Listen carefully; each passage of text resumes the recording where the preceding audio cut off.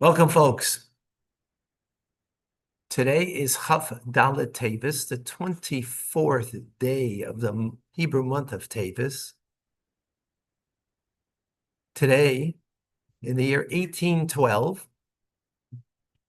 only 214 years ago, or actually 13 years ago, the Alter Rebbe, our teacher of Tanya, passed away on this day. He passed away on flight from Napoleon. Napoleon's army was after the Alter Rebbe, as Napoleon was very aware of the Alter Rebbe's holiness, his great stature, and his great capacity in the war effort.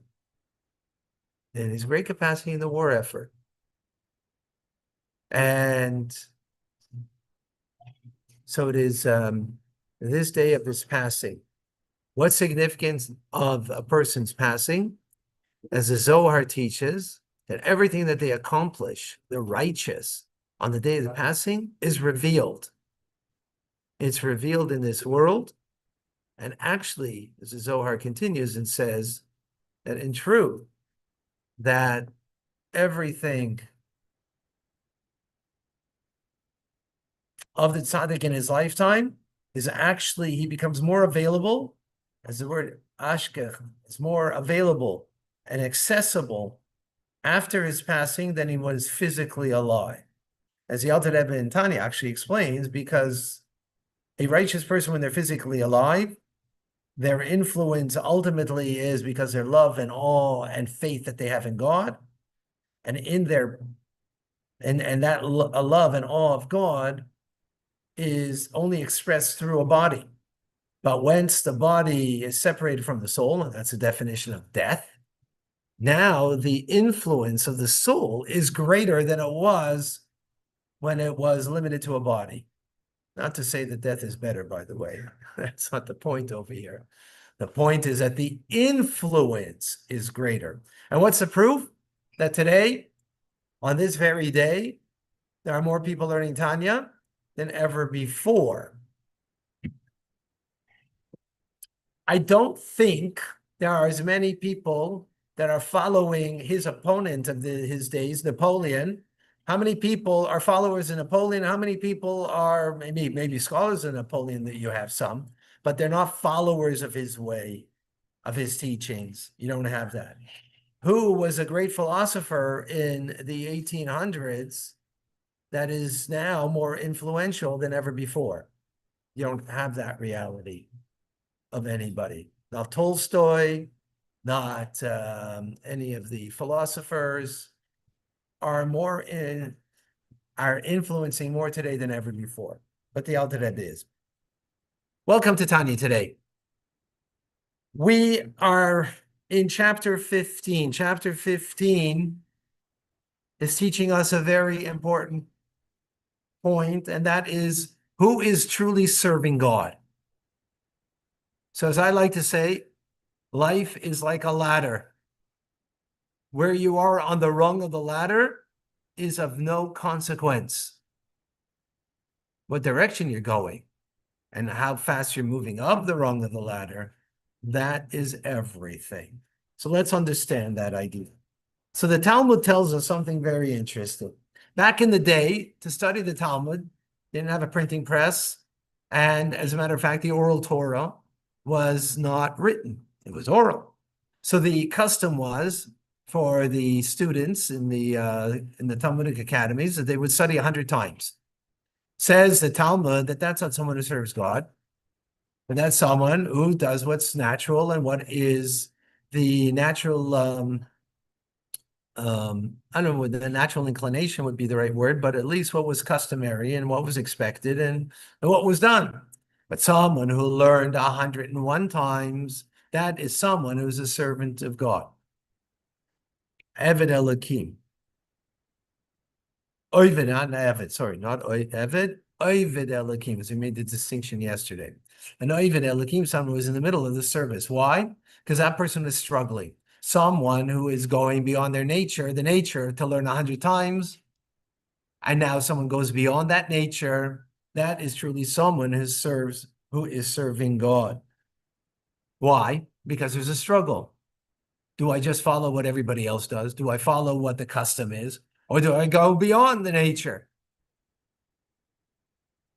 That is then Meya Pamim Ve'echad 101 times.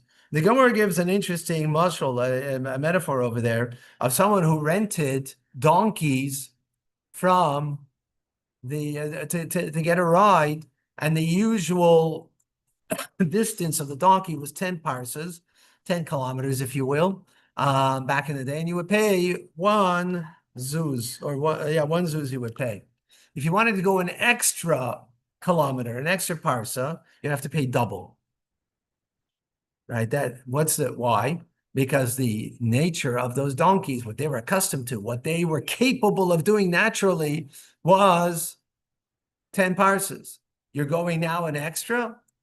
The extra isn't just a little more. The extra is something that is above and beyond, and it's not their nature, and they're not capable naturally of doing it. They have to push themselves, those donkeys, more, and therefore you have to pay double. So there's very interesting nakuda over here, point over here, and that is that don't think because you go beyond your nature, now you became an angel. You're still a donkey. You're still a donkey. What does it mean, still a donkey?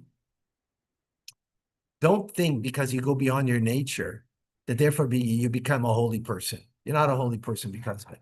What you're doing is with your struggle of life between the animal soul and the godly soul, you've overcome it by going beyond your nature. But that doesn't mean that now you're in control of your chamor, of your chaymer, of your materiality.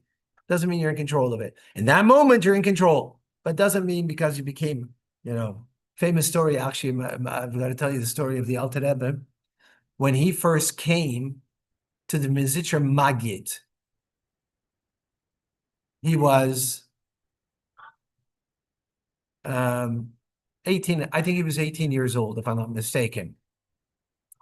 And the reason why he came to Mizitcher Magid instead of going to the Vilna Gaon in Vilna, because he was already extremely proficient in Talmud, but he wasn't extremely proficient in davening, in prayer. So he wanted to go to the Mizitcher Magid to learn truly how to pray. But after a couple of weeks, it didn't touch him yet. He was ready to leave. And he was going to leave, and as he was leaving, the student the person who was learning was actually the Mizitcher Magid's son, called Avram the Malach, actually. He was like an angel. He was more heavenly than he was earthly. And he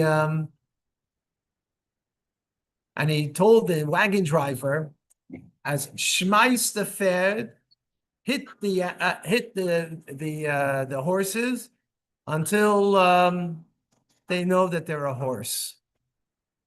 Till they know that they're a horse.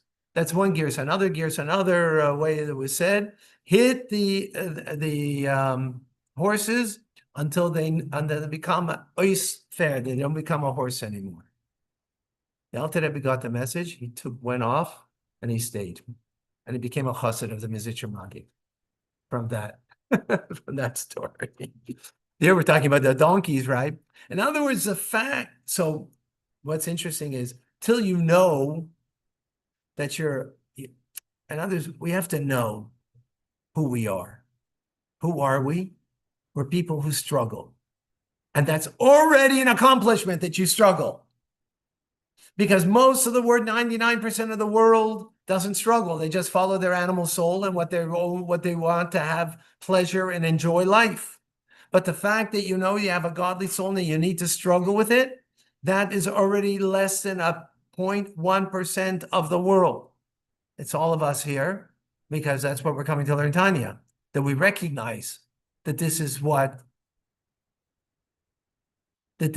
we need to do in our lives, that we need to rise above, that we can't stay stagnant, because the truth is no one stays stagnant. Either you're growing or you're not. And this is what the Talmud is telling us over here, is that if we go above and beyond and we do 101 times, then that's called someone who's serving God because you're struggling with your natural inclination. And therefore, the metaphor of the donkeys, that they go 11 parsa, 11 kilometers, you have to pay double. Now, how do you come to do this? How do you come to struggle with an animal's soul that is so strong that all it wants is you to enjoy life? Think about it. Do you think for yourselves for a moment? Isn't that what you want? You want to enjoy life. Okay, so you'll do a mitzvah. But what is your objective? Is to enjoy life. If your objective is to enjoy life, then you're not going to struggle in life. Because in the end, you'll just do what's pleasurable, what's comfortable, what is going to be enjoying your life. The only way that you can come to actually struggle is to recognize that I have a divine soul, to contemplate upon it, think about it, be aware of it, and then think about what does God need from me rather than what I want. What does God need from me?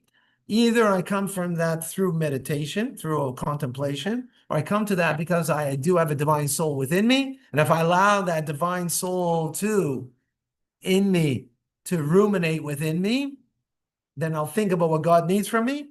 Guess what? You can overcome. You'll be able to overcome in the moment the challenge that you have from the animal soul, and you'll be able to do what God needs from you, what the right thing is, and that's called an Ovid Elohim, someone who serves God. If someone doesn't have a battle at all in life and incorporates the divine soul, whether through contemplation, meditation, or through at least being aware of it and allowing it to rise, guess what? That's not called serving God at all. That doesn't mean you'll do bad things. That doesn't mean that you're not going to do a mitzvah. That doesn't mean that you won't do something good in your life. But it's not called serving God. Serving God means you have to go up the ladder. Infinite ladder, and it doesn't matter where you are on the rungs of the ladder, but the movement upwards and the struggle that we have to become more than what we are today. So what's the bottom line? If we could look back that a year ago or a month ago, we sense growth in our lives and becoming more aware, more connected, and more committed, and we're going up the ladder. That means the divine soul we're using and struggling with throughout our day. That's chapter 15. All right, folks, we'll continue our conversation tomorrow, Mitzvah Hashem, chapter 16. God bless you, everyone.